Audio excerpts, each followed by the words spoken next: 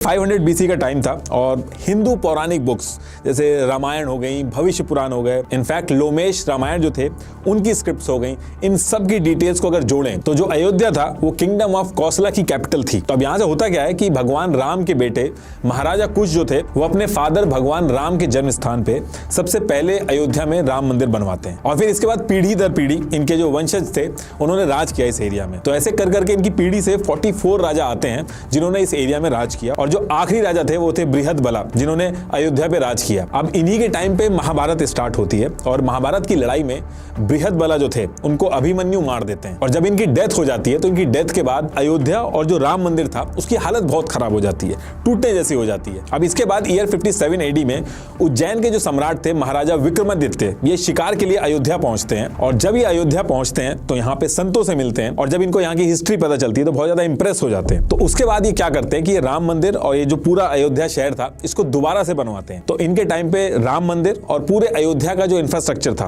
वो बहुत ज्यादा डेवलप हुआ और इसके बारे में जो सुप्रीम कोर्ट का जजमेंट है उसके पेज नंबर 673 में भी मेंशन किया गया है। अब यहां तक तो सारी चीजें सही चल रही थी। इसके बाद ईयर आता है 1526 जब बैटल ऑफ पानीपत होती है और मोहम्मद बाबर जो था वो इब्राहिम लोदी को बैटल ऑफ पानीपत में हरा देता है और इसके बाद फिर 20 अप्रैल 1526 में बाबर की एंट्री जो होती है वो भारत के अंदर होती है। अब यहां से चीजें चेंज होती हैं क्योंकि उस टाइम पे ये होता था कि अगर कोई रूलर होता था, अगर वो उस एरिया पे अपना कंट्रोल कर लेता था या फिर जीत जाता था तो वहां जो दूसरे रिलीजन होते थे उनके जितने भी रिलीजियस स्ट्रक्चर होते थे उनको हटा के अपने फेथ के रिलीजियस स्ट्रक्चर बनवाता था अपने साम्राज्य की जो प्रेजेंस है उसकी डोमिनेंस दिखाने के लिए। और इन सारी चीजों के बारे में मुगल्स के टाइम्स पे जो इंस्क्रिप्शंस थे जैसे तारीख अवध बाय मोहम्मद कासिम, अकबर मसूद बाय अबद अल कादिर, इनमें मेंशन है। तो बाबर जो था वो इंडिया पे कब्जा करने के 2 साल बाद यानी कि ईयर 1528 में अपने कमांडर मीर बाकी को बुलाता है और अयोध्या के अंदर कोट रामचंद्र एक गांव था वहां पे 2.77 एकड़ की एक जमीन थी, वहां पे मस्जिद बनवाने को कहता है।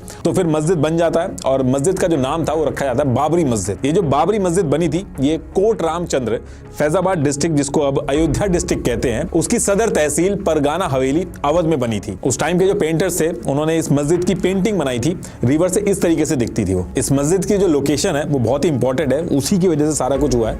तो ये जो लोकेशन है इसको मैं मैप पे भी दिखा देता हूँ। ये मैप कोर्ट में यूज हुआ था। ये मैप में ये जो X, Y और Z लिखा है ये यहाँ पे मस्जिद बनवाई गई थी। ये सीता रसोई और ये राम चबूतरा इसमें क्यों लिखा हुआ है ये सब आएगा अभी आगे। अब जब ये बाबरी मस्जिद उस टाइम पे बनाई गई थी तो जो गाँव के आसपास के जो लोकल लोग थे उन्होंने दबी आवाज में अपनी नाराजगी दिखाई थी कि ये रामलला की जन्मभूमि है, लेकिन उस टाइम पे कुछ हुआ नहीं था। अब देखिए क्या होता है कि जो मुगल्स थे वो पीढ़ी दर पीढ़ी रूल कर रहे थे इंडिया के अंदर और ईयर 1857 तक मुगल्स का जो एरा था वो खत्म होने की कगार पे था। और इस टाइम पे एक चीज हुई थी जो इस केस के लिए बहुत इंपॉर्टेंट थी कि 7 अंग्रेज थे जो इंडिया के नॉर्दर्न और वेस्टर्न पार्ट में ट्रैवल करने आए थे और वो अपने ट्रैवल नोट्स बनाते थे। उन ट्रैवल नोट्स में वो अयोध्या के बारे में लिखा करते थे, राम मंदिर और कैसे लोग वहां पे पूजा करते हैं, इन सारी चीजों के बारे में लिखते थे। विलियम फॉस्टर ने अपनी book early travels in India में इस बारे में मेंशन किया और जजमेंट के भी पेज नंबर 663 में इसके बारे में आपको मिलेगा। ये वो 7 ट्रैवलर्स थे जिन्होंने अयोध्या में ट्रैवल करते टाइम कुछ नोट्स लिखे थे। इसमें जोसेफ टाइफन हेलर और विलियम फिंच का जो ट्रैवल नोट था वो बहुत ही इंपॉर्टेंट था। इसमें कई चीजें लिखी हुई थी कि पहले राम मंदिर था,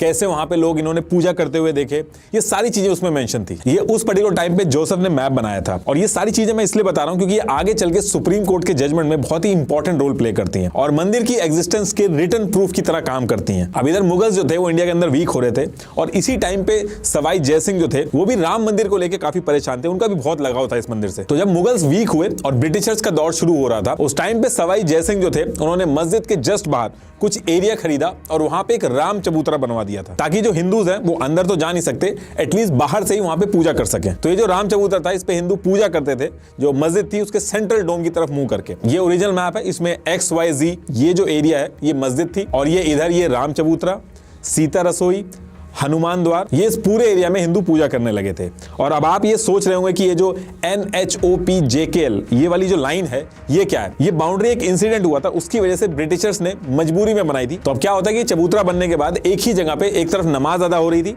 और दूसरी तरफ भगवान राम की पूजा हो रही थी। अब इसके बाद मुगल्स जो थे उनका दौर खत्म हो चुका था और ब्रिटिशर्स आ चुके थे इंडिया के अंदर। तो जब ब्रिटिशर्स आए तो इंडिया का जो ग्रुप था वो राम मंदिर को लेकर अपनी बात उठाने लगा। वो ये कहने लगे कि ये जो मस्जिद है इसकी जगह पे पहले राम मंदिर हुआ करता था। और इसको लेके जो ब्रिटिशर्स थे, उनको लोकल जो जनता थी वो बहुत ज्यादा परेशान करने लगी थी। तो ईयर 1838 में ब्रिटिशर्स ने अपने एडमिनिस्ट्रेटर रॉबर्ट मॉन्टगोमेरी मार्टिन जो थे उनको अपॉइंट किया और उनसे कहा कि आप इस एरिया का सर्वे करो और ये बताओ कि पहले यहाँ पे क्या था और एक रिपोर्ट सबमिट करो इससे रिलेटेड। अब मार्टिन अपना सर्वे पूरा करते हैं और 3 पार्ट में अपनी रिपोर्ट बनाते हैं। इसमें मार्टिन ने बताया कि जो डिस्प्यूटेड लैंड है जिसमें हिंदू और मुस्लिम लड़ रहे हैं, अभी जहां पे मस्जिद है, इस पे पहले एक मंदिर था और इन्होंने कहा कि मंदिर तो था लेकिन मस्जिद जो बनाई गई है वो मंदिर को तोड़ के बनाई गई है या प्लेन एरिया पे बनाई गई है, इसके बारे में कुछ नहीं कहा जा सकता।